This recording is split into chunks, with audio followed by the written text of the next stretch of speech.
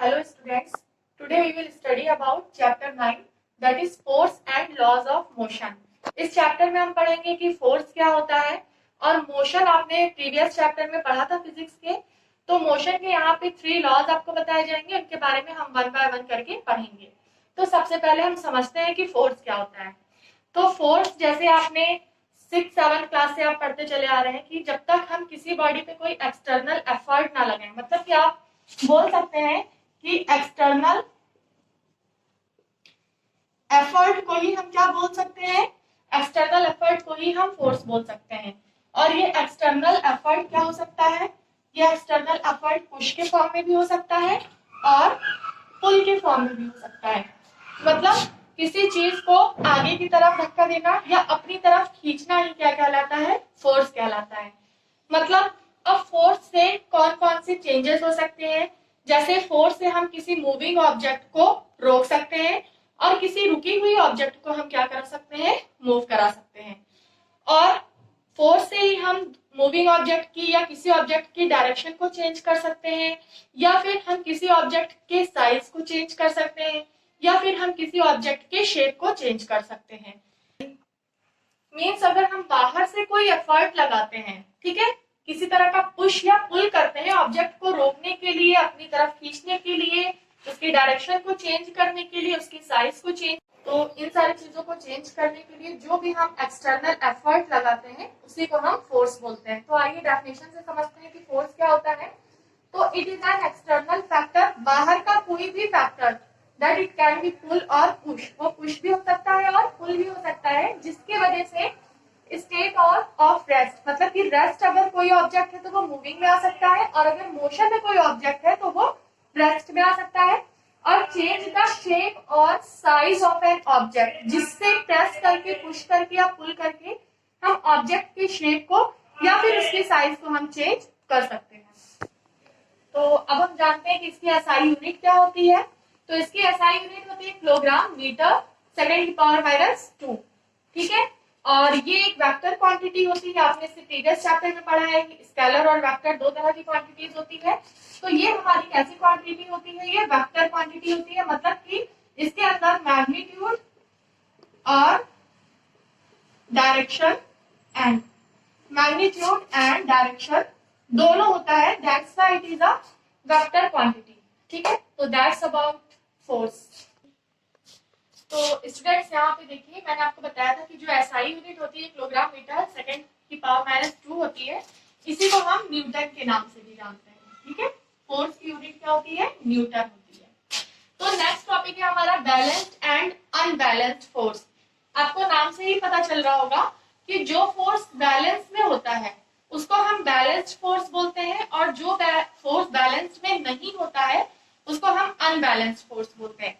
For example कि हमारे पास यहाँ पे मान लीजिए कोई एक ऑब्जेक्ट है, ठीक है, कोई भी एक ऑब्जेक्ट है, उसके ऊपर हम दोनों साइड से फोर्स लगा रहे हैं, मतलब कि हम लेफ्ट साइड से भी फोर्स लगा रहे हैं और राइट साइड से भी फोर्स लगा रहे हैं। मान लीजिए कि हमने लेफ्ट साइड से फोर्स लगाया 50 न्यूटन और राइट साइड से भी हमने फोर्स लगाया 50 न्यूटन। तो ये जो ऑब्जेक्ट होगा ये बैलेंस में रहेगा, मतलब कि इसके ऊपर दोनों साइड जो फोर्स लग रहा है वो बराबर का लग रहा है, तो जो ऑब्जेक्ट होगा वो बैलेंस रहेगा। तो इसका जो रिजल्टेंट फोर्स होगा वो ना तो ज्यादा होगा ना तो कम होगा, वो बैलेंस में रहेगा, मतलब कि जो रिजल्टेंट फोर्स होगा वो क्या होगा, 0 होगा, ऑब्जेक्ट जो होगी वो बैलेंस में रहेगी। इसी तरह से जो अनबैलेंस्ड फोर्स होता है, मतलब कि ऐसा फोर्स जो बैलेंस में ना हो, एक तरफ ज्यादा हो एक तरफ कम हो। मान लीजिए कि कोई ऑब्जेक्ट है, यहाँ पर एक तरफ हम फोर्स लगा रहे हैं 20 न्यूटन, एक तरफ हमने फोर्स लगाया है 40 न्यूटन। तो यहाँ पे जो ऑब्जेक्ट होगा वो ज्यादा फोर्स वाले की तरफ क्या हो जाएगा, खींच जाएगा, चला जाएगा ज्यादा फोर्स वाले की तरफ। तो यहाँ पे जो रिजल्टेंट फोर्स होगा वो नॉन जीरो होगा, मतलब कि जीरो नहीं होगा, जिस साइड फोर्स ज्यादा लगेगा उस साइड ऑब्जेक्ट चला जाएगा। तो इस तरह की फोर्स को बोलते हैं अनबैलेंस्ड फोर्स। तो स्टूडेंट्स अब हमें क्या पढ़ना है, लॉज ऑफ मोशन पढ़ना है। बट लॉज ऑफ मोशन को स्टार्ट करने से पहले हमें इनर्शिया को समझना पड़ेगा, तभी हमें फर्स्ट लॉ ऑफ मोशन समझ में आएगा, ठीक है। तो हम सबसे पहले इनर्शिया के बारे में जानते हैं। इनर्शिया क्या होता है, tendency to oppose any change in the state of rest और uniform motion. That means what, कि अगर कोई ऑब्जेक्ट मोशन कर रही है दैट मीन्स कि वो मोशन में ही रहना चाहती है, और अगर कोई ऑब्जेक्ट रेस्ट में है तो वो ऑब्जेक्ट रेस्ट में ही रहना चाहती है। ठीक है, अगर हम उसके ऊपर कोई एक्सटर्नल एफर्ट कर रहे हैं, मतलब कि अगर हम उसको पुश या पुल कर रहे हैं, तो वो ऑब्जेक्ट पहले अगर रेस्ट में है तो वो रेस्ट में ही रहना चाहेगी, अगर वो मोशन में है तो मोशन में ही रहना चाहेगी। इसको हम कुछ एग्जांपल से समझेंगे, लेकिन अभी हम इतना समझते हैं कि tendency to oppose any change, वो अपने स्टेट में किसी भी तरह का ऑब्जेक्ट कोई चेंज नहीं करना चाहता है। इसी प्रॉपर्टी को हम क्या बोलते हैं? इसी प्रॉपर्टी को हम बोलते हैं इनर्शिया। तो स्टूडेंट्स अब हम पढ़ेंगे कि इनर्शिया के कितने टाइप्स होते हैं। तो सबसे पहला आता है इनर्शिया ऑफ रेस्ट। अगर कोई ऑब्जेक्ट रेस्ट में है, मतलब कि अगर कोई ऑब्जेक्ट रेस्ट में है तो उसके इनर्शिया किस तरह से फॉलो होगी? तो मतलब कि अगर कोई ऑब्जेक्ट रेस्ट में है तो वो ऑब्जेक्ट रेस्ट में ही रहना चाहता है जब तक कि हम उसके ऊपर कोई एक्सटर्नल फोर्स अप्लाई ना करें। एक्सटर्नल फोर्स अप्लाई करने के बाद भी वो अपने आप को रेस्ट में ही रखना चाहता है। ठीक है, फॉर एग्जाम्पल हम इसको एक एग्जाम्पल से समझते हैं कि जैसे जब हम ट्रेन में बैठे होते हैं और ट्रेन जब मूव करना, मतलब कि ट्रेन में जब हम बैठे हैं और वो ट्रेन उस समय रेस्ट में है, मान लीजिए अभी हम ट्रेन में बैठे हैं और ट्रेन अभी क्या है? रेस्ट में है।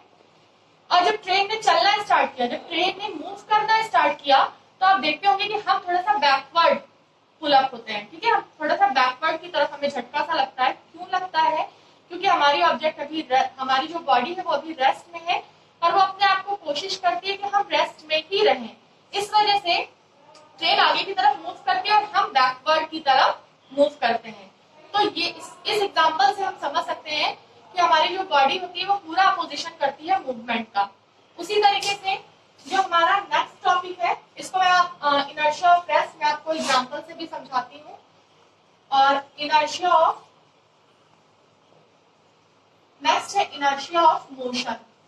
मोशन का क्या मतलब होता है कि अगर कोई ऑब्जेक्ट मोशन में है, ठीक है, अगर कोई ऑब्जेक्ट मूव कर रही है तो वो अपने आप को मोशन में ही रखना चाहेगी।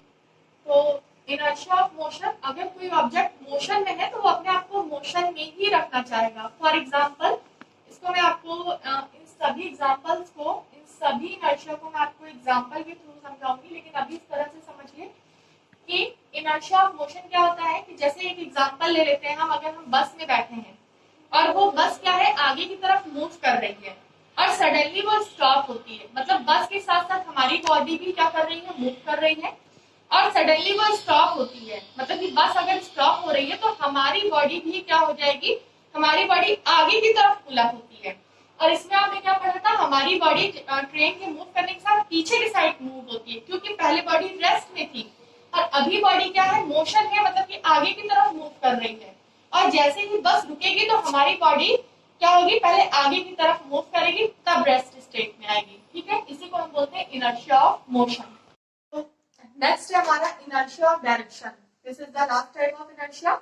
इसमें क्या है कि जैसे मतलब कि इसमें जो इनर्शिया होता है वो डायरेक्शन का अपोजिशन करता है। अगर फॉर एग्जांपल कि अगर हम किसी गाड़ी में मूव कर रहे हैं, मतलब कि बस में या किसी कार वगैरह में बैठे हुए हम, और अगर कार इस तरह से चलते चलते इस तरह से टर्न लेती है, ठीक है, तो हमारी बॉडी भी उसके अपोजिट डायरेक्शन में टर्न होती है। मतलब कि अगर बस जो है राइट साइड में मूव करेगी तो हमारी बॉडी लेफ्ट साइड में मूव करती है। मतलब कि ये सारी चीजें क्या है? इनर्शिया ऑफ डायरेक्शन है। इसको हम आपको विजुअलाइजेशन के थ्रू समझाएंगे, तब आपको इसमें समझ में आएगा। ठीक है, तो इस तरह से 3 टाइप्स की इनर्शिया होती है। तो स्टूडेंट्स यहाँ पे देखिए, सबसे पहले मैंने आपको बताया था इनर्शिया ऑफ रेस्ट।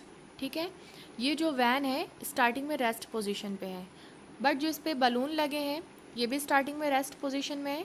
जैसे इस वैन ने चलना स्टार्ट किया, मतलब कि जैसे ही ये कार मोशन में आई, वैसे ही बलून जो हैं वो पीछे की तरफ मूव हुए। ठीक है, इससे क्या हमें पता चलता है? इससे हमें ये पता चलता है कि ये जो बलून्स हैं ये रेस्ट में रहने की कोशिश कर रहे हैं, इसी वजह से इनके ऊपर बैकवर्ड पुशअप लगता है। ठीक है, तो इससे हमें शो होता है कि जो भी ऑब्जेक्ट अगर मूविंग में है या रेस्ट में है तो वो उसी पोजीशन में पूरा रहने की कोशिश करता है। तो जैसे ये बलून पहले रेस्ट में थे तो इसी वजह से इनके ऊपर बैकवर्ड डायरेक्शन में एक झटका लगता है, जिससे कि ये अपने आप को उसी डायरेक्शन में, उसी पोजीशन में रहने के लिए कोशिश कर रहे हैं।